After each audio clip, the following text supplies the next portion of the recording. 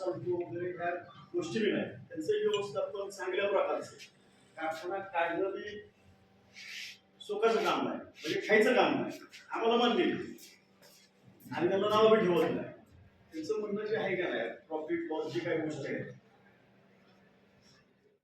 40 रुपयांनी साखर दर देऊन मला जवळ वाढून देतो. मला काय म्हणायचं, 36 रुपये साखरेचा भाव आहे आजचा. माझा उद्देश 30 रुपये 10 पैसे कालची टेंडरायचं नाही.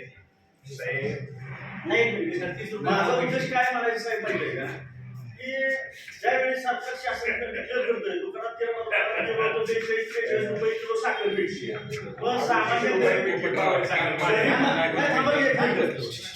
गरीब माणसाचा विचार करतोय का त्यावेळी की त्याचा खिशाला परवडते का, हा विचार असतो कशा असण्याचा की त्याला माणूस आहे किंवा त्याला गरज नाही राहिला, त्याच्या खिशात पैसे रुपये, हा विचार करतो कशा असतात त्यावेळी त्याला परवडत नाही साखर घ्यायला 40 रुपये 40 रुपयाची असेल, पण त्याला परवडते का घ्यायला हा विचार करत नाही. पण ही कुठंतरी आता साखर 3300 3200 ही रक्षण कधी 3500 वर येणार आहे का, पुस्तक घुसाचा दर घ्यायला सुद्धा बारामतीला जावं लागणार आहे. प्रत्येक गोष्टी दाखवायला आपण बघत असतोय की ही गोष्ट बारामतीला ती गोष्ट बारामतीला फिल्टरला काय करणार आहे. आता हे त्या ह्या प्रॉफिट लॉस मध्ये जे जाणार नाही, पण सगळ्या शेतकऱ्यांची भावना त्यांना आमची मागणी आहे सगळ्यांच्या तर्फे कुठंतरी मध्य काय माझी विनंती. आता साहेब बघा 3010 रुपये दर जिल्हाधिकारी 17 तारखेला जाहीर केला होता. त्याच दिवशी तिथं तुम्ही 300 म्हणला असता का नाही, 3300 आमचा दर, आमचा विश्वास बसला असता. आज तेही कारखाने आनंदाने देतात. 3000 जे तुमची हे सांगत होते का नाही बसत होती, 3009 रुपये 10 पैसे असं काही सांगितलं. 3060 रुपये सांगितलं. काय द्यायचं आम्ही ठरणार आहे, आम्ही तुम्हाला सांगू. आमच्या लोकांनी तिथं सांगितलं सर, असं कधी सांगितलं नाही पण 3060 देणार. सर साहेब बघा आता कायदा काय होतोय बघा, तुम्ही 15 दिवस अगोदर दर जाहीर करून मागच्या ह्याच्यावर तुम्ही केला पाहिजे, किंवा कायदा मोडला. कायदा असं नाही सांगत, कायदा काय सांगतो तुमची एफआरपी डिक्लेअर करायला पाहिजे. ज्यावेळेला आपण एफआरपी पेक्षा जास्त दर देतो ना साहेब, तेव्हा तो कायदा त्याला लागू येत नाही साहेब. आणि एफआरपी ही शासनाने बिना पुराव्याचा माळेगाव 3800 रुपये 3790 रुपयांनी साखर येते.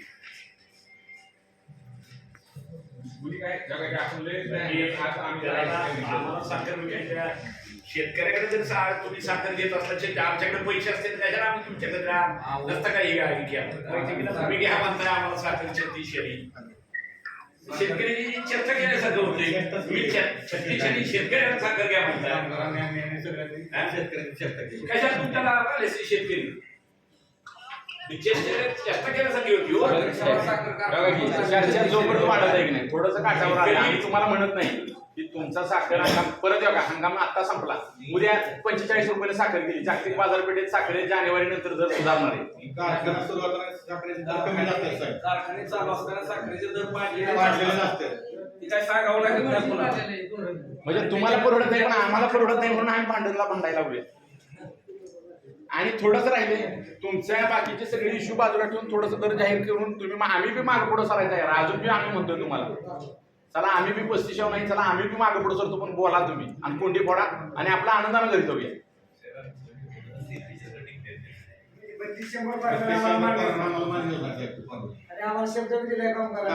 कामगारांसाठी आम्ही शांत बसलोय. कामगार पण शेतकरी त्यांनी निर्णय घेतला. परत मग आंदोलन जर आम्ही आता पुकारलं तर परत कामगारांनी आमच्या करायचं नाही. पोपटरावांनी राहिला तुम्हाला सांग. आणि उद्या कसं होतं साहेब, शहर येऊन उद्या 3500 जाहीर केला नाही की ही परत 3500 देणार आहे. म्हणजे शेजाऱ्यांना केलं की त्यांचं काय आहे त्याचं म्हणजे त्याच्यावर मॅनेजमेंट चालतं का. दादूसाहेब जिल्ह्यातले सगळे बाकीचे कारखाने देत आहेत. मी धरणेश्वरचं पर्सनली नाव घेतो, बारामतीतला असून सुद्धा तो कारखाना 35चा देतोय. मग त्याची रिकव्हरी किती काय कुठला काय तो विषयचा नंतरचा. मग त्याची रिकव्हरी किती बसती, एफआरपी किती बसती हा सोडून द्या विषयी. आम्ही म्हणतच नाही, त्याच्या खोलात गेलो बी नाही कुठल्याच कारखान्यात. आणि कसं आहे शेतकऱ्यांना तुम्ही हे जे ना मला हे फार लागलं की आम्ही 3400 साखर देतो 3600 नाही काय बरोबर नाही. आमची कशा शेतकरी आमच्याकडे जर या एवढी ताकद असते शेतकऱ्यांच्याकडे. पत्रकार मित्रांनो तुम्ही एक लक्षात घ्या, जर ताकद असती शेतकऱ्यांची तर आम्ही इथं बसत नसतो ना शेतकरी म्हणून. तुम्ही आम्हाला असं म्हणता की 3600 साखर देतो, मी घेतो, तुम्ही घ्या, योग्य आहे. आपण चर्चेला बसतोय, त्यातनं मार्ग काढायचा. शेतकरी खराब जगताप साहेब काय असं जरी ऐका माझा एक मिनिट दादा भाऊ, माझा स्वभाव तुम्हाला माहिती आहे. ऐका माझा स्वभाव ऐका तुम्हाला ऐका माझा ऐका एक सेकंड. माझा स्वभाव तुम्हाला माहिती आहे. तिथं मग कुणी नेता असला तरी मी माझा पुढे बोलेल नाही, चुकला तरी काय तिथं असला तरी घरीच माझा पुढे बोलेल. एक चर्चा झाल्यासारखी झाली हो. तुम्ही ऐकलं नाही हो ते काय म्हणले ते काय म्हणले ते तुम्ही नीट ऐकलं नाही. त्यांनी वेगळं सांगितलं, तुम्ही वेगळं ऐकलं. तसं नाही सांगितलं त्यांनी. सांगितलं साखरे किंवा 3600 रुपये.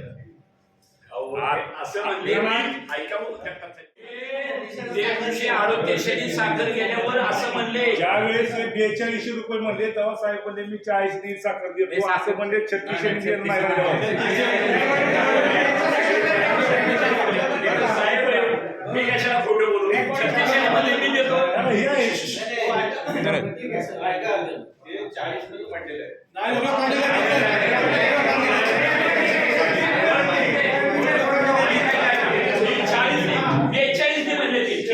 पण आमची ताकद आहे का हो शेतकऱ्यांनी? म्हणजे तुम्ही आमची तुम्ही आमची चर्चा करताय का? चर्चेचा विषय ना. तुम्ही 42 मी देतो, 40 मी देतो. 42 राजाभाऊ म्हणले, आमचे धनुभाऊ म्हणले 42 साखर जातोय. पण तुम्ही 40 घ्या म्हणा, म्हणजे चर्चा करताय का? जगताप साहेब ऐका, आम्ही नम्रपणे सांगितलं आमच्या जिल्हाध्यक्षांनी की आपण इथं तडजोडीला आम्ही 4 पावलं मागं सरतो, तुम्ही चर्चा नका करू. पहिली विनाकपात 3500 रुपये मागणी आहे आणि आम्ही जगताप साहेब त्या मिटिंगला होते जिल्हाधिकारी, जवळपास 4.5 तास बैठक चालली होती. आणि आम्ही समजा माजी सहकार मंत्री आहेत, त्यांचा 50 वर्षाचा कारखाना आहे. तर रयतचं जर आपण बघितलं तर आम्हाला त्या टेक्निकल गोष्टीत पाडूच नका ना तुम्ही. रयतचं काहीच नाही, उपपदार्थ काही नाही तरी तो तुमच्या बरोबरीने दर देतोय. पलीकडे कृष्णा अल्कोहोलचं सुद्धा उत्पादन घेतोय. तिथली तरी सभासद शेतकरी 2-2 तोळ्याचे ही घालून चैनी घालून हिंडू द्या की मग तो कुठेच फरक दिसेना ना. सगळीकडे तेच अवस्था होती. त्याच्यापेक्षा आम्ही म्हणतोय टेक्निकल मुद्द्यात आम्हाला अडकू नका. आमचं ते काम नाही. आम्हाला एकराचा हिशोब लागणार झाला. आपल्याला आता काय माहिती राजावर जास्त चर्चा कामगारांनी फक्त सांगायचं, नाही तर उद्यापासून आमच्यावर आंदोलन जेव्हा आम्ही आंदोलन त्यावेळेस तुम्ही बाहेर येईल. तुम्ही शब्द आम्हाला त्यामुळे आम्ही थांबलो. कामगारांच्या सगळ्या बाजू कामगारांचा विचार करूनच आम्ही थांबलो होतो. कामगारांनी फक्त आम्हाला सांगायचं, नाही तर उद्या परवापासून आम्ही आंदोलन पुकारणार आहे. कामगारांनी आमच्यावर आंदोलन बाहेर बसायचं. आम्ही म्हणजे तुमची बाजू घेऊन आजही आम्ही मागे सरायला यायला. कामगार आमचा जागला पाहिजे. नाही कसं आहे, तुम्ही मागं थोडं सरलंच पाहिजे. 8 दिवस तुम्ही इतके कामगार आपलेच भाऊ आहेत, आपलेच भाऊ आहेत. कोण असते ते काय शेतकरी भाऊ आहेत. आम्ही कधीच कामगार वेगळा झालाच नाही. म्हणजे आमचे कारखाने कुठले सगळे आहेत. आणि अतिशय जगताप साहेब सुद्धा अतिशय आमचे ते चांगलं काम करतायत. त्यांचा माझा कित्येक वर्षाचा संबंध आहे. किंवा मी तिथं असताना सुद्धा ते बघत होतो काही गोष्टीला. आणि वेळोवेळी परवा सुद्धा मी त्यावेळेस बारामतीत भेटलो त्यांना काही गोष्टी मी ज्यात बोलू शकत त्यांना माहिती आहे काय विषय झाला. मी त्यांना एवढं म्हणलं की तुम्ही दारूशेठशी बोला आणि तारू नका. शेतकऱ्यांची आज अवस्था कशी कधी ते उठूसर, पण त्याने बी अडचण नाही. आम्ही कुठं तुम्हाला आणि ताणून धरत नाही. अतिशय नम्रपणे राजेंद्रांनी आमच्या सांगितलं की बाबा आम्ही त्याच्यावर नाही, तुम्ही काहीतरी बोला. मला वाईट कुठल्या गोष्टीचं वाटलं की तुम्ही जे म्हणताय की ती साखर 40 तुम्ही घेतो, तुम्ही नाही ना, म्हणजे तुम्ही आम्ही सर्वसामान्य म्हणून चर्चा करता का आमची? नाही ना बाप, भावनिक होईल असं तुम्ही म्हणजे बोलू नका आम्हाला लागत. बाकी आम्हाला मी सगळं कळतं. महाराष्ट्राला आम्ही फिरतोय, सगळं महाराष्ट्रात एक कोण कुठे कोण किती देतोय, सोलापूरवाला किती देतोय, त्याचं काय करतोय, ते बीडवाला किती, सगळ्यात माहिती आहे. नाही माहित असं नाही. अडचणी शेतकरी कसा केलाय, 4ही बाजूनी तो अडचणीत आलाय म्हणून शेतकऱ्याचा येईल. आणि कुणीच उभा राहत नाही. ब कड कुठलाच उभा राहत नाही, सगळे सोडून देतात.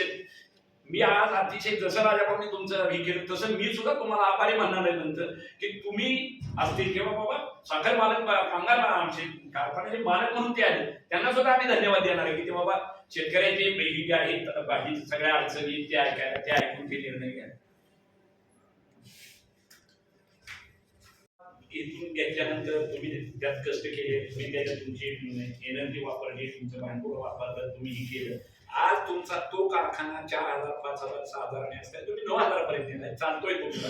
आणि आज तुम्ही एवढ्या टॉप मोस्टला गेलेले असताना आणि आज तुम्ही त्यावर माघारी सर्व म्हणताय बंद ठेवायचं, शेतकऱ्यांना कुठेतरी पेशी टाळवायची, शेतकऱ्यांना ब्लॅकमेल केलं का पेशी टाळवायची जी आहे ते बरोबर नाही. शेतकऱ्यांना बंद ठेवतो. आणि असं करून नाही चालणार. तुम्ही बंद ठेवतो म्हणणार आणि जर तुम्ही इच्छा जर तुमची नसली चालवायची तशी तुमची मर्जी शेवटी आम्ही काय करणार. आम्ही नाही काय करू शकत. दुसरी एक गोष्ट, ज्यावेळेस दारू साहेब म्हणतात की बाकीच्या कारखान्यांनी जर दिला तर मी देतोय, पण आपण मागतो तर आपल्या शब्दाला किंमत नाही. तर दुसऱ्या कारखान्याने जर 200 वाढून दिलं तर हे द्यायला तयार आहे. त्यावेळेस त्यांना परवडणार आहे. आणि आता आपण शेतकरी सगळी जे आम्ही कष्ट करून त्यांना घालतोय त्याचे पैसे आम्ही मागतोय. त्याच्यातनं मला एक सांगायचंय, यांच्यावर दबाव तर नाही बाकीच्या कारखानदारांचा. चाललंय का? सत्य पण बोलणार नाही, पण आमच्यासारख्या शेतकऱ्यांना बोलावं लागेल. दबाव आहे. नाही, ते काय होतं आणि आम्ही तुमच्या दबावाला कुणाचा असला तरी घाबरत नाही. त्याला काय आहे बघा, त्याचे काय विषय नसतो. नाही, आम्ही कुठेतरी आमच्या चर्चेच्या भाषेत त्या चर्चेतूनच साहेबांच्या मार्ग निघतो. केस काही जड नसते. ते केसेस किती झाले तरी काय झाले बरं का, चर्चेतनच मार्ग निघाला पाहिजे. आमची माफक अपेक्षा आहे, उद्या आंदोलन चिघळलं, कर्नाटक सारखं काय झालं तरी मग परत ते नुकसान करून परत माणसं मागणी मान्य करण्यापेक्षा आज आनंदानं आपण घरी जाऊ सगळेजण. आणि शेतकऱ्यांच्या मध्ये तुमचं उद्या तुमचं जे कौशल्य आहे, तुम्ही तो कारखाना फार गंभीर अवस्थेत असताना ऊर्जित अवस्थेत आणला, त्याबद्दल तुमचं जसं कौशल्य आहे तसं ह्या वर्षी पणाला लावून तुम्ही साखर स्टॉक करून चांगल्या पद्धतीने विका. म्हणजे नम्रपणे स्तुती करतोय शेतकऱ्यांच्या असून सुद्धा की बाबा तुम्ही त्या कारखान्याला ऊर्जित अवस्था आणली, कारखाना तिथं भकास झालं होतं, बंद होता, त्यावेळेस मी काही कोणा कॉमेंट्स करायचे नाही, दुसरा कॉमेंट करायचे नाही. पण आज तिथे गेल्यावर प्रसन्न वाटते. बाजारपेठ तिथे चालली, सगळे व्यापारी असतात की असं सगळे तिथे खुशी. आणि मग तुम्ही ह्या गोष्टी होत असताना जरा थोडस मनात, आम्ही म्हणलं बी नाही ना असं, तुम्ही तुमच्या मनाला मोठे पण दाखवा. आम्ही तुम्ही त्याच्यावर कुठल्याही गोष्टीला द्या हे करायला तयारी. आणि आम्ही कौतुक करतोय असं बी नाही, माझं थोडं तोंडावर तुमच्या करतोय, माझं नाही. आणि त्यातली ही एक बाजू झाली की हे कारखाना काही वेळेला कसं होतं की समजा 400 कोटीचं कर्ज झालं असं आपण सांगतो आणि आम्ही त्यातनं ऊर्जित अवस्थेत आणला, तर त्या 400 कोटी कर्ज करणारा कोण आहे किंवा डबऱ्यात घालणारा कोण आहे? म्हणजे एका बाजूला तुम्ही आमचं पाय तोडायचं आणि परत राजस्थानीचा नकली पाय आणून जोडायचा आणि कार्यक्रम घ्यायचा मोठा, असला बी डाव असतोय. ते बी असे जर्नलिस्टच्या बाबतीत तसं बघितलं आम्ही. श्रीरामच्या बाबतीत तेच हो. झालं. काय झालं? म्हणजे ते बी आम्ही नुसतं म्हणतोय तसंच तुमचं बुद्धी कौशल्य वापरून आपण इथं काय हेवे दावे किंवा वादविवाद घालायला आलो नाही. मान्य तहसीलदार साहेबांनी ज्यावेळेला विनंती केली त्यावेळेला आम्ही आंदोलन मागे पुढे घेतलं. आम्हाला परवडत नाही म्हणून आमचा आक्रोश आम्ही मांडणं गरजेचं आहे ना. त्या छत्रपतीचे 650 कोटी कर्ज आहे आणि 31 दिलाय. रिकव्हरी कमी गेल्या वर्षीची 10 पॉईंट काहीतरी 38 रिकव्हरी. शेवटी स्पर्धेत उतरल्यानंतर त्या माणसानेच केले, त्यांचे वडील संसर्ग होते, त्या माणसाने बिंदीने घेतलाय मी बाहेर काढणार. पण तुम्ही तसंच केलं, बाहेर काढलाय, कारखाना बाहेर काढलाय, शेतकरी तुमच्यावर जाणार नाही. तुम्ही काय एवढ्या गोष्टीसाठी ताणताय? मग कोण तुम्हाला ह्या का 3 तास आम्ही उद्या तुम्ही गेल्यावर बघून ती कशी काय देत नाही. ती कुणी असो, राजा असो, महाराज असो, नाही कोण आणि XYZ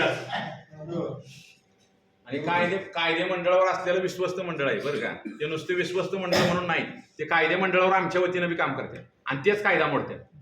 sugar cane control act 1966चा 3 नियमाप्रमाणे 14 दिवसातच पेमेंट जमा व्हायला पाहिजे होती. तो कायदा मोडला. दर 15 दिवस अगोदर जाहीर करायला पाहिजे होता, तो कायदा मोडला. आज HNTचं तर तुम्ही सांगूच नका आम्हाला, आम्ही RTOच्या नियमाप्रमाणे बसलो तर HNTचं तुमच्या काहीच कुठं तांगपत्ता लागत नाही नियमाप्रमाणे. ते सगळ्याचे आहेत की नाही. मग एक्स्ट्रा वाहतूक केली तर 200 रुपये बेनिफिट झालं तर ते द्या ना मला, मग 4000 दर जातोय आमचा ह्याच्या नियमाप्रमाणे म्हटलं तर. पण आम्ही ते बाकीच्या भानगडी काढायला आम्ही हे नाही. उद्या साखर कुठल्या दर्जाची तयारी केली, कितीला रुपयाला विकली हे बघायला आम्हाला वेळ नाही. आमच्या 2 एकराचा हिशोब आम्हाला पोत्याचा किती, ह्याचा किती, शिक्षणाचा किती, आरोग्याचा किती आमचा आम्हाला कळणं झालंय. तर आम्ही करोडोचा हिशोब ठेवायला काय कारण आहे आमची? म्हणून आमची विनंती आहे की आता कुठेतरी आलं 3300 रुपयेपर्यंत आले तर कुठेतरी समेट घालू. आम्ही 3500वर येऊन थांबलो तर कुठेतरी समेट घालू आणि एकदाचा वाद मिटवून आनंदानं हे सीझन हंगाम अशाच पद्धतीने चालू राहावा अशी आमची माफक. कामगारांचं कल्याण होईल कामगारांच्यासाठी म्हणून आम्ही ती भूमिका घेतली आहे.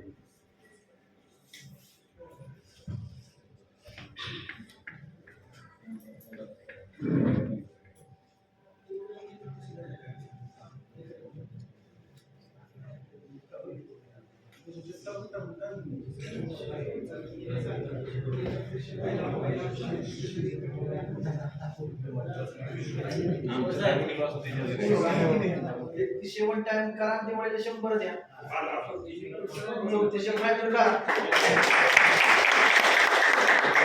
एवढं 15,000 टन कृषी कमी झालं असतं, द्यायला शक्य असतं. 1.5 दिवस कारखाना पण ठेवला असता. 15,000 कृषी जमीन येत असतं. साहेब 10 कोटी रुपये तर तुम्हाला अन्नाचे काही 10 कोटी रुपये. ऐका जगताप साहेब दारू शेत मान मोठं दाखवा शेतकरी एक लक्षात घ्या अक्षरशः तुम्हाला सांगतो आम्ही जरी तिथं आलो तरी आम्ही तिथं मी परत नम्रपणे काय म्हणतो तुम्हाला तिथं आल्यानंतर आम्हाला प्रसन्न वाटलं जे तिथेही जातो ही तुमची कमी आहे तुम्ही केलंय ते चालवलंय नंतर मग केलंय लक्षात घ्या आणि सगळ्याच आता सगळ्या त्यांनी मांडले अजूनही आम्ही म्हणत होतो आता काही तुम्ही नाही म्हणू नका साहेब बाबा जगताप साहेब त्यांनी मांडले आम्ही बोलायच्या आता विचारले बी नाही आता एका शेतकऱ्यानं मांडले संघटनेचा प्रतिनिधी नाही एक शेतकऱ्यानं मांडले तर आपण सगळ्यांनी त्याची हित ठेवूया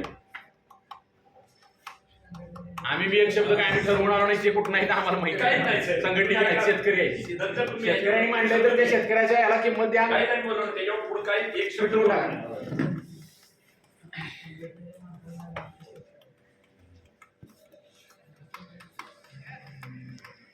आणि फायनान्शियल कंडिशन ओळखून त्यांनी म्हणल्यात दिवाळीला 100 द्या कारण जानेवारीमध्ये साखरेचे दर 100% वाढले पुढच्या 2 महिन्यांचा ऊस काढा म्हणून ती बी आमच्याकडे येते. पुढच्या 2 महिन्यांचा ऊस काढायसाठी माझ्याकडे आली होती घ्या माझा काढ तेव्हा मी नियम पाळत नाही म्हणजे काय असतंय प्रत्येक जण आपापल्या फायद्याचं बघत असतो परवाच येऊन कारखान्यात 2 दिवस बसून पोपरांना सांगून पुढच्या 2 महिन्याचा ऊस काढायला लावला का करायला जायला रस्ता नाही खरी परिस्थिती म्हणजे ही खरी परिस्थितीमुळे रिकव्हरी कमी होती हे नाही साहेब सांगायचं. माझ्या खरी परिस्थिती आहे रस्त्यात मला अडचणच होती त्याच्यामुळे रिकव्हरी का कमी होती माळेगाव पेक्षा 20 पॉईंट अशामुळे होते आता FRP का कमी होती बरं का साहेब एखादा एमडी साहेब हे काय त्यांचं चूक नाही एक लक्षात घ्या तुम्ही जर ठीक केला तिथं आपल्याकडे काय पद्धत आहे जास्तीत जास्त त्याच्या आत काय अडचण आहे किंवा काय रिकव्हरी असल्यावर 20 एकर जर प्लॉट अडकला असला तर पुढचा बिगर रिकव्हरीचा एखादा एकर अर्धा एकर काढायचा एखादी वेळी बाब असते मला कशाला काय हे नाही होईल काय येते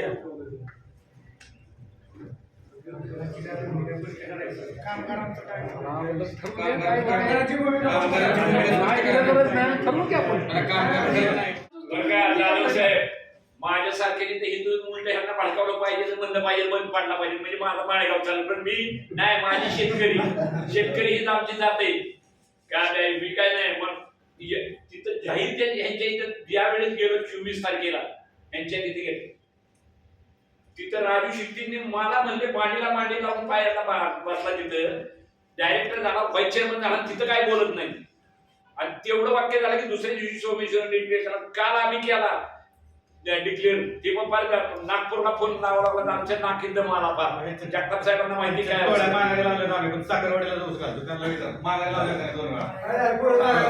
साखरवाडीला ह्यांनी ऊस घातलाय म्हणलं हे म्हणतो नाही आम्ही साखरवाडीला आमचा चालू दे परत तुमच्या दारात आता येतात आणि परत आमचा हे झाले कारण काही ह्यांना मागे त्रास झालेला आहे हे काय म्हणतात किंवा काही समजून घ्या तुमचं कौतुक करते सगळे तुम्ही जे आज स्टाफ आलाय सगळे मी तुमच्या तोंडावर म्हणतोय असं नाही काहीतरी तिथे सगळ्याचा विचार करून प्रयत्न करतो विचारायला पाहिजे बागायती 40 किलोमीटरची जी नोट आहे नाही 100 रुपये जास्त देण्याचा आमच्या चेअरमन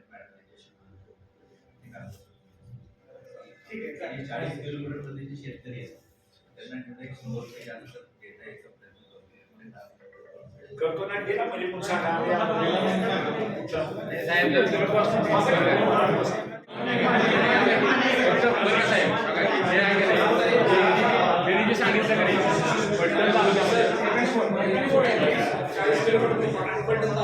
पलटण तालुका घ्या पलटण तालुका आहे की नाही पलटण तालुक्यामध्ये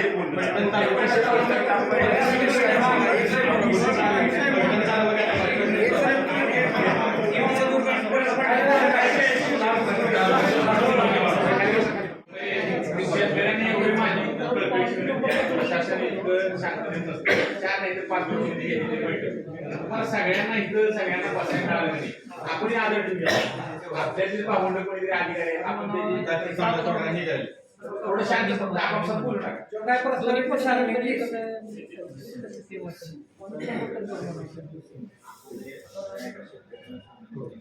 ते ऐका, मी सांगतो एक मिनिट ते काय सांगते ते ऐका.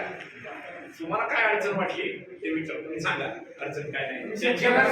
एक जर फक्त बोला तुम्ही. एखादा पूर्ण बोलून द्या, एखादा पूर्ण परत तुम्ही शंका विचारा.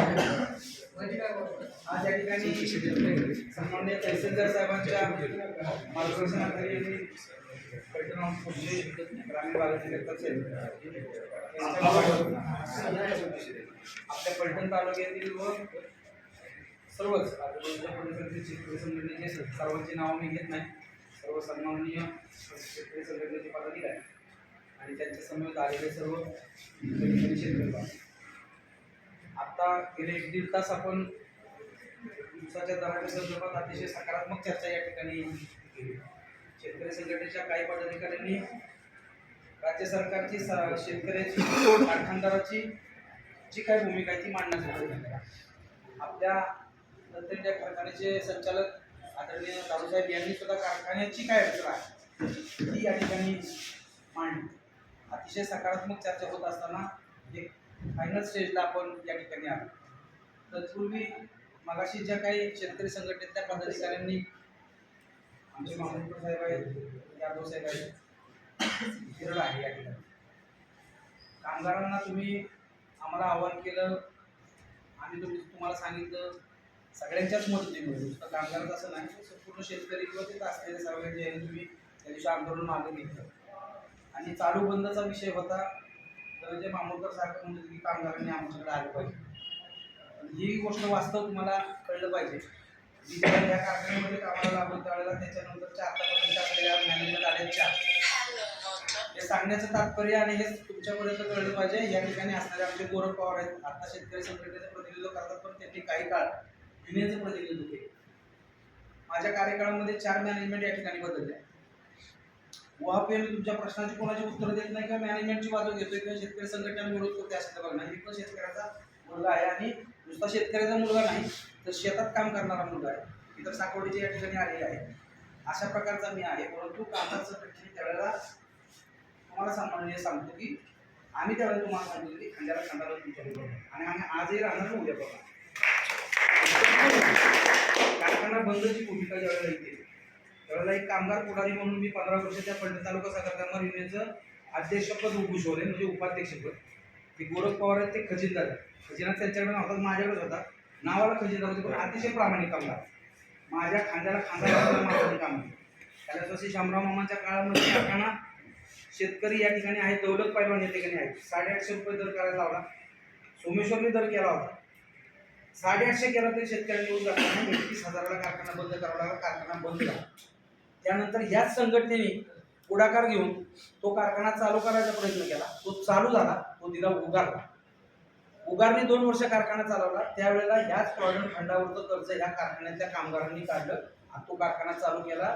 भविष्य निर्वाह निधीमधलं साहेब आम्ही पहिला असा साखर कामगार आहे की त्यानं आपल्या आयुष्याच्या पुंजीवरचं कर्ज काढून त्या कारखान्याला दिलं आणि कारखाना चालू केला. 2च वर्ष कारखाना चालला. 2 वर्षानंतर परत मिसमॅनेजमेंटमध्ये काय झालं, उगारने सोडला. त्याच्यानंतर आलेल्या मॅनेजमेंटला आम्ही पूर्ण सहकार्य केलं. फंडाचे पैसे दिले आणि सलग 10 वर्ष कारखाना चालला. आमच्या आयुष्यामध्ये 3 वेळा कारखाना बंद पडला. ज्यावेळेला तुम्ही म्हणता की कारखाना बंद करायचा आणि बंद केला पाहिजे त्या दिवशी सुद्धा आम्हाला यातना झाल्या आणि तुमच्या पुढं हात जोडून विनंती केली, ऐका माझं म्हणणं ऐका. तुम्ही हक्काच्या बरोबर मांडायचा दर मिळला पाहिजे ह्या माताचा मी 100% तुमच्या बरोबर अजिबात वाद नाही. परंतु माझी पण कैफियत आणि कामगाराची पण कैफियत तुमच्या पुढे शेतकऱ्याच्या पुढे मांडणं मला काय गरजेचं आहे की तुम्ही दोघं आम्ही मिळून एकत्र मिळून हे जे आता आले एक सन्माननीय रामराजेच्या माध्यमातून मी काय मला पुढारीचं कोणाचं नाव घ्यायचं नाही, परंतु जे वास्तव आहे ते मांडलं पाहिजे आणि मांडायला मला त्या लोकशाहीने अधिकार दिलेला आहे. तो कारखाना या ठिकाणी आणला. गेले 5 वर्ष कारखाना चाललाय. कारखान्याचं प्रगती होती. दर मिळला पाहिजे ही दारूसाहेबांच्याकडे पण आमची मागणी होती. आजही आहे आणि उद्या पण राहणार आहे. तुमच्या खांद्याला खांदा लावूनच काम करणार. परंतु ज्यावेळेला कारखाना बंद करायचा निर्णय येतो त्यावेळेला त्या प्रॉव्हिडंट फंडावरती कर्ज काढलेल्याच्या पैशाचा अजून आम्हाला पैसे मिळाले. इतक्या यातना आम्ही पण भोगतोय. त्यामुळं इथून पुढच्या काळामध्ये दारू साहेबांनी आता ज्या गोष्टी सांगितल्या, तहसीलदार साहेब आहेत, आम्ही पण त्या दिवशी होतो, तुम्ही पण त्या दिवशी रात्रभर त्या ठिकाणी बसला तर वाईट वाटत होतं. शेतकऱ्याचीच पोर त्या ठिकाणी, आम्ही पण शेतकऱ्याचीच पोर, पण शेतकऱ्याचीच मुलं त्या ठिकाणी काठ्यावरती कामाला. मी बी केले सुपरवायझर 8 वर्ष होतो. आत्ता सुद्धा असलेला संतोष भोसले हा त्या गावातलाच कामगार आहे आणि 70% त्या गावातले काट्यावरती कुठल्याही प्रकारची अपराध केली जात नाही. आम्ही बरोबर आहे बाबा, कुठल्याही कधीही येऊ द्या, अगदी मामूदकर साहेब येतात, नितीन यादव साहेब कधी पण फोन करतात आम्हाला, कुठल्याही हार अडचणीला, हीच नाही सगळ्या अडचणीला येतो. तर माझी तुम्हाला सगळ्यांना एक नंबर विनंती, हक्काचं भांडण त्यांच्यापाशी 100% मांडायचं, 100% मांडायचं पण आहे, दर पण भांडून घ्यायचा आहे, तुडी पण घ्यायच्या, ऊस पण तुम्ही घाला. परंतु इथून पुढच्या काळामध्ये शक्यतो त्या गोष्टीमध्ये होऊ नयेत अशा प्रकारची माझी एक नंबर विनंती राहणार आहे. सगळ्यांच्या सकारात्मक चर्चेने एक मार्ग काढून दारोसाहेबांनी मला या ठिकाणी तुम्हाला हे मांडण्याचा या ठिकाणी सांगितलं आहे. त्याप्रमाणे 3400 रुपये दराचं डिक्लेरेशन या ठिकाणी त्यांनी तालुक्यापुरतं केलेलंच आहे. परंतु एक त्याच्या दूरगामी परिणाम काय होतील की फक्त तालुक्याला दिला आणि बाकीच्या भागात दिला नाही तर ते क्रशिंगवरती काय परिणाम होईल, तिथले शेतकरी ऊस घालतील का नाही. कारण का 3500 रुपये जळेश्वर साखर कारखान्याने दिला आहे, आम्ही पण त्या भागात ऊस आणतो. अशा काही तांत्रिक अडचणी असल्यामुळं आजच्या दिवस त्यांना विचार करण्याची आपण संधी द्यावी. उद्या सकाळी पत्रकार परिषदेत जगताप साहेब त्या ठिकाणी घेतील आणि ऑथोराईज त्या ठिकाणी दर डिक्लेअर केला जाईल. फक्त त्यांची एक विनंती आणि आमची पण विनंती ती तुम्ही मान्य करावी अशी. आत्ता 3200 रुपये आणि दिवाळीला 200 रुपये एवढी विनंती नम्रपूर्वक आहे की तुम्ही मान्य करावे आणि 3400 रुपयाचा दर तुम्ही मान्य करावा अशा प्रकारची विनंती. नाही आमचं फक्त एकच बरं का, एवढंच मागणं. आता आपण 35 नाही अडकत बरं का. आता काही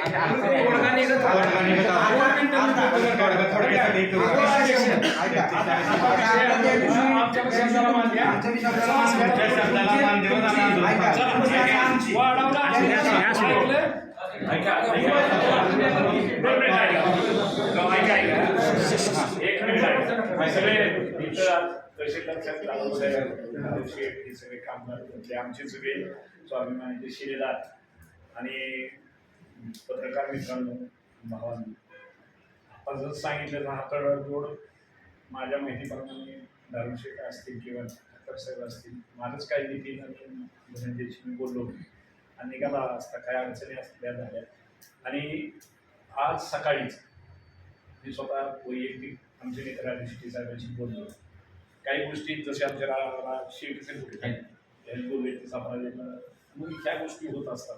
आम्हाला बी काही मर्यादा असतात किंवा नेत्यांनी सांगितले की आम्ही आता तुम्ही म्हणलं की मी तुम्ही जसं म्हणलं तसं मी 10 वेळा नाव घेतलं तुमचं, 10 वेळा दारुशेठचं नाव घेतलं, तिथली साखरवाड्याची परिस्थिती सांगितली, कौतुकाने सांगितलं. लक्षात घ्या, शेतकरी म्हणून शेतकऱ्याच्या व्यथा माहिती आहे म्हणूनच बोललो आम्ही. काय तुम्ही जरी म्हणला ते बंद करा किंवा ही काय आम्हाला जाणीव येते तिथं झाल्या बंद झाल्यावर काय होईल किंवा ते ती बोल. आता सगळ्यांनी सगळ्याच ऐकलं. आता एकच विनंती, 3300 द्या, 100 तुम्ही म्हणलाय तसं द्या. आता उठलं की मी आता एवढं म्हणलं की बाबा हे झालं की बोलायला साहेबांचा सत्कार करून बघा तुम्ही म्हणता असं म्हणणार नाही. परंतु त्यांच्याबरोबर चर्चा करत असताना मग मी तुम्हाला सांगितलं तालुक्यापुरतं नसताना सगळ्यांना जर देण्याचा प्रयत्न झाला असेल तर सगळा खेळ आहे पैशाचा. तुम्ही आम्ही म्हणताय ते सगळं बरोबर आहे, पण आमची परत एकदा तुम्हाला विनंती, त्यांनी ती गोष्ट मान्य केली. आता सुद्धा शेतकऱ्यांनी ताणून धरून आहे. दिवाळीला 200 रुपये मिळाले तरी ते दिवाळीला पैसे चांगलेच आहेत. तुम्ही एक प्रकारचं ऐका की मागच्या जे शेतकरी आले त्यांनी फक्त त्या पद्धतीने मान्यता द्यावी अशा प्रकारची मी त्यांना विनंती. 200 रुपये दिवाळीला 100% मिळणार आणि 3200 रुपये आता पैशाचा खेळ आहे त्यांनी मान्य केले. एवढे तुम्ही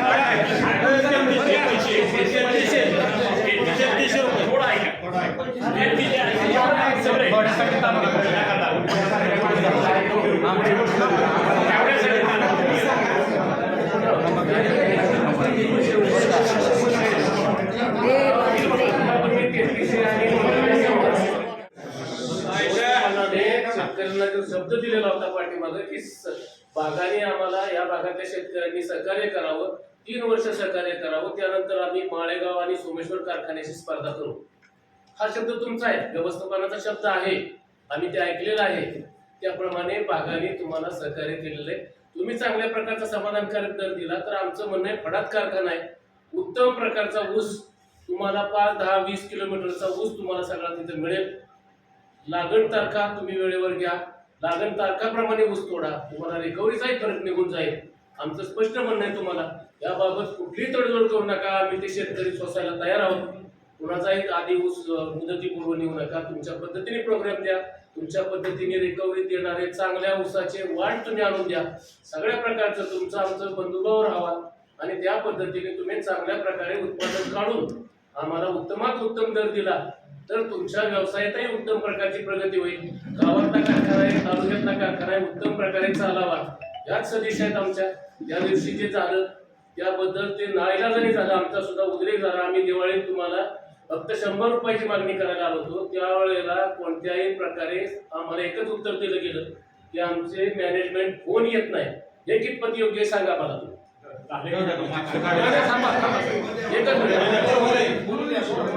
मग असा सुद्धा आम्ही अपमान सहन करून त्या दिवशी गेलेलो आहोत. आमच्या डोक्यात ते काय नाही. तर तरी सुद्धा आता तुम्ही जो प्रस्ताव दिलाय तो आम्हाला मान्य आहे. तुम्ही आता 3300 रुपये करा आणि दिवाळीचा आम्हाला 100 रुपये द्या. काहीच अडचण नाही. आता थोडक्यासाठी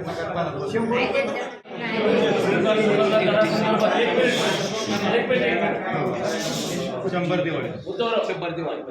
त्यावेळेला उबर शुगरला त्यावेळेला काही लोकांनी आम्ही त्यावेळेला दरासाठी विरोध केला. उबर शुगरने त्यावेळेला आम्हाला शब्द दिला होता की शेतकऱ्यांनी आम्हाला कोणत्याही प्रकारचा दर न घालता, डिक्लेअर न करता ऊस घालावा.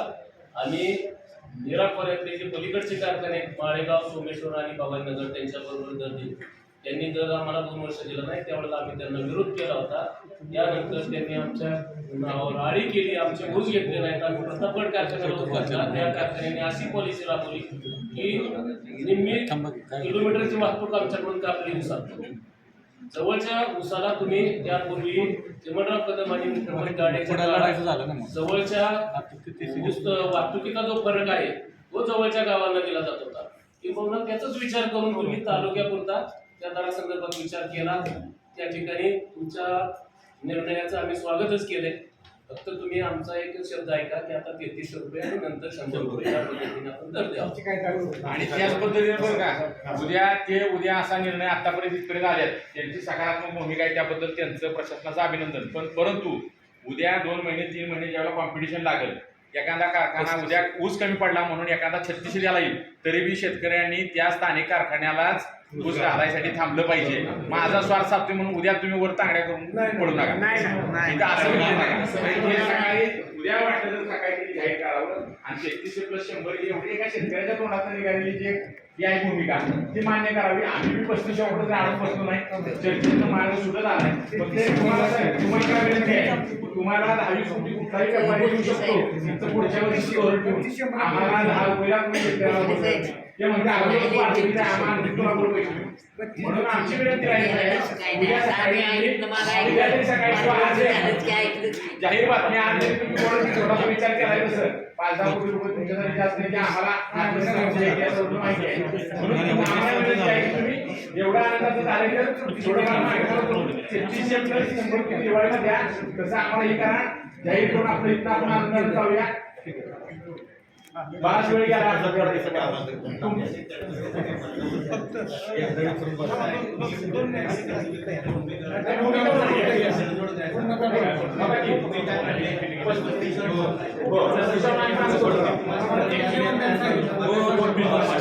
तुम्ही ऐकायचं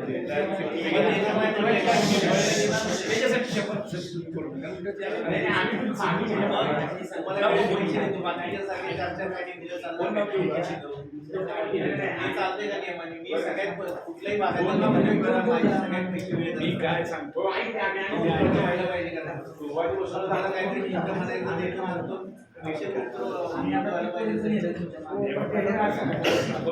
आता एक काम करा, मान्य करतो.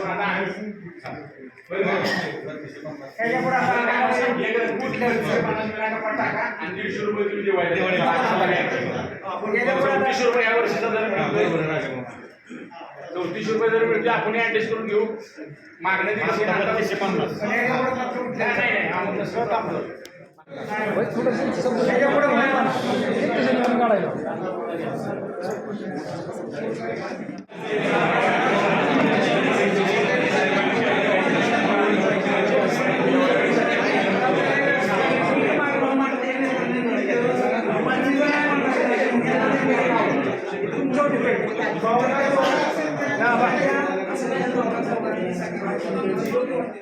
आम्ही त्यांची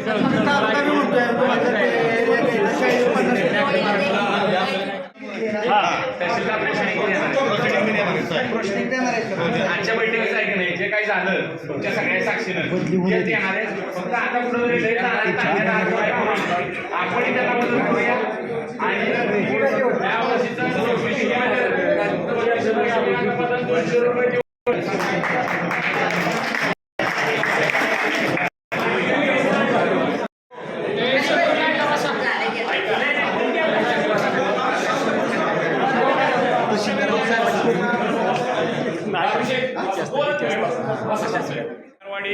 मधील सगळे बघा आपण आता 3200 + 200 असं डिक्लेअर केलेलं परंतु 100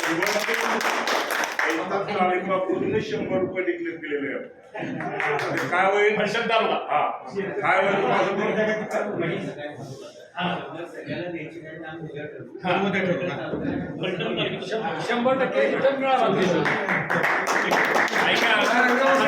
एक मिनिट मी सांगतो पण त्यांना सांगता येणार त्यांच्या अडचणी. पण तहसील साहेब आहेत या ठिकाणी, दारू शेठ आहेत, राजू शेळके आहेत, धनुभाऊ आहेत, यादव आहेत, तर सर्व आमचे शिलेदार भोसले साहेब आहेत, सगळेच स्वाभिमानीचे शिलेदार गाडगे डॉक्टर असतील. या ठिकाणी पत्रकार मित्रांनो, या ठिकाणी असं ठरलं की विना कपात तुटून जाणाऱ्या ऊसाला 3200 रुपये रेग्युलेशन जे रेग्युलर आपलं जे 14 दिवसात पेमेंट होणार आणि त्यानंतर जी 200 रुपये देणार आहेत ते दिवाळीपर्यंत बंद झाल्यानंतर जो दुसरा हप्त्यात ते देतील. मागचं काय झालं असलं तर ते तसं होणार नाही. तहसीलदार साहेबांनी आपल्याला शब्द दिलेला आहे, त्यांनी शब्द दिलेला आहे, आपणही त्यांना शब्द दिलेला आहे. आपले ऐका ना, शेळके साहेबांनी आपले मागचं काय झालं मागचे कुठले तरी पैसे राहिले ठीक आहे. बरं या ठिकाणी आता त्यांनी आपल्याला शब्द दिलेला आहे 100% वेळात 200 रुपये ते देतील. आपण त्या ठिकाणी आपण सगळ्यांनी आपल्या विनंतीला मान देऊन तहसीलदार साहेबांनी वेळ दिला, दारूशेठनी वेळ दिला, त्यांच्या अधिकाऱ्यांनी वेळ दिला, आपण सगळे शेतकरी आणि पत्रकार मित्र आपल्या भावांनी वेळ दिला आणि पत्रकार मित्रांनी एकटाच हे सगळं ठरलेलं आहे. आणि आपल्या सगळ्याच्या समन्वयाने दारूशेठ आम्ही 4 पावलं मागे सोडलो, 4 पावलं तुम्ही 1 पाऊल चाललाय पण आम्ही 4 सोडलोय. शेतकऱ्याची परिस्थिती तशी. आपलंही मनापासून धन्यवाद देतो आपल्याला की आम्हाला विनंतीला मान देऊन आलाच, आमची काय का व्हायला शेतकऱ्याची तळमळ समजून घेतली, त्याबद्दल सगळ्या शेतकऱ्यांच्या वतीने आपले धन्यवाद मानतो. त्यांना द्या आणि त्यांचा सत्कार त्यांच्यातर्फे द्या.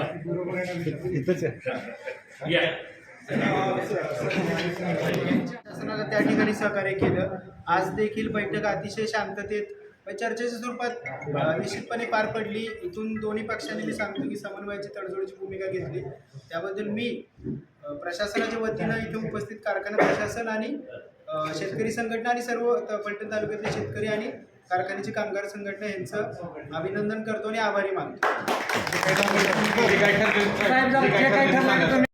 सर्व दादासाहेब आणि अधिकारी आणि सर्व स्वाभिमानी शेतकरी संघटना आणि शेतकरी आत्ता जे झालेल्या चर्चेमध्ये 3200 + 200 असा दर डिक्लेअर केलेला आहे. परंतु ह्याच्यामध्ये 3200 आत्ता चालूला देणार आहे आणि 200 रुपये दिवाळीला देणार आहे. त्याच्यामध्ये बाकीची चर्चा मॅनेजमेंट करेल बाकीच्या फॉर्म्युल्यासाठी. बस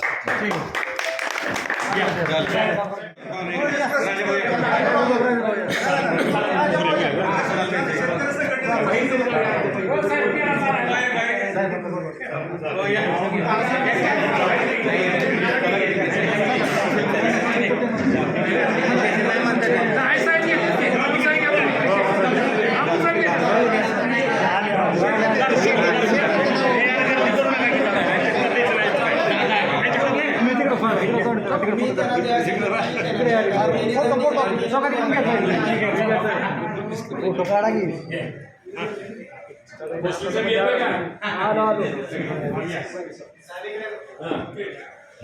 पेढा द्या जरा पेढा घ्या जगताप साहेब कुठे आहेत आमचे हो जगताप साहेब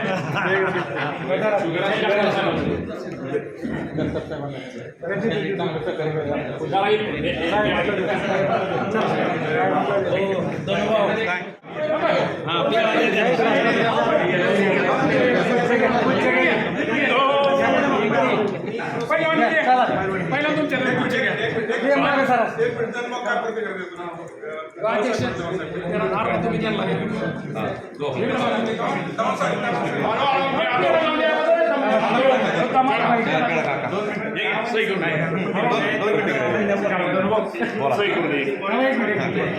आज या ठिकाणी मी प्रथमतः तहसीलदार साहेब आणि फलटण ग्रामीणचे PI जगताप साहेब त्यांची फार मोठी भूमिका आपल्याला लाभलेली आहे. आज प्रशासनाचा मान देऊन धारू साहेब व कारखान्याचं जे प्रशासन मिटिंगला आलं त्याबद्दल त्यांचे मी आभार मानतो आणि कामगार युनियन त्यांचं पण मी आभार मानतो. सगळ्याच्या सहकार्याने आमचे स्वाभिमानी शेतकरी संघटनेचे सगळे शिलेदार, आमचे पश्चिम महाराष्ट्र अध्यक्ष राजाभाऊ चव्हाण, राजाभाऊ शेळके जिल्हाध्यक्ष, हे ते आपल्यासाठी इतक्या लांबून आले त्यांचं पण मी आभार मानतो. आणि या ठिकाणी मिटिंगमध्ये असं ठरलेलं आहे, पहिली उचल आत्ताची जे तुटणाऱ्या उसाला 3200 रुपये आणि दिवाळीला 200 रुपये असे 3400 रुपये विना कपात तालुक्यापुरते दर मिळणार. ओके यांच्या दालनामध्ये एक सकारात्मक बैठक झाली. सर्व शेतकऱ्यांना, एकाही शेतकऱ्याला बाहेर न ठेवता सगळ्या शेतकऱ्यांना इथं बरोबर घेतलं आणि खरा हा फॉर्म्युला आम्ही 3500 रुपयावरच अडून होतो, परंतु शेतकऱ्यांनी उलटून हा फॉर्म्युला दिलेला आहे की 3400 रुपयाला. तर तो आम्ही फलटण तालुक्यामध्ये चांगल्या पद्धतीनं 3400 रुपये दर आणि इतरही कारखाने जे कोणी राहिलेले आहेत दर जाहीर करायचे किंवा द्यायचे त्यांनीही आदर्श हा घ्यावा आणि शेतकऱ्यांना बळीराजा जो अडचणीत आहे त्याला सुद्धा चांगल्या पद्धतीनं दर द्यावा एवढी नम्र विनंती आमच्याकडे.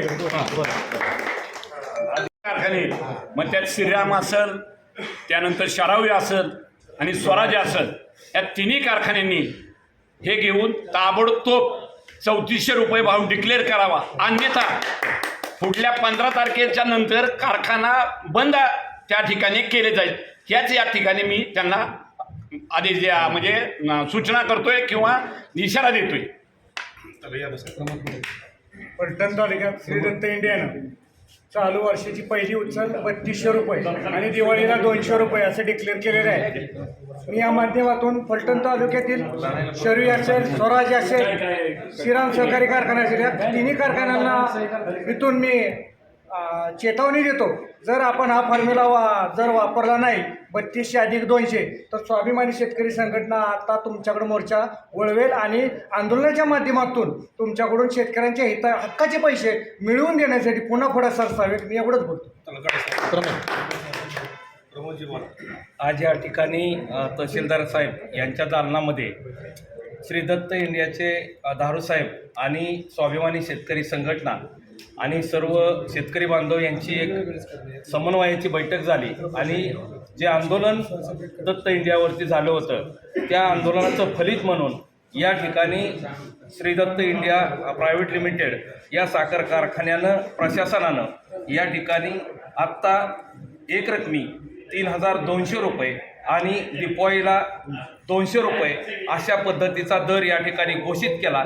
मी या ठिकाणी फलटण तालुक्यातील इतरही साखर कारखान्यांना या ठिकाणी विनंती करतो की त्यांनी शेतकऱ्यांचा विचार करून, शेतकऱ्यांच्या कष्टाचा विचार करून त्या ठिकाणी दत्त इंडियाचा आदर्श घ्यावा आणि याच पद्धतीचा दर त्यांनी जाहीर करावा अशी मी त्यांना नम्र विनंती करतो.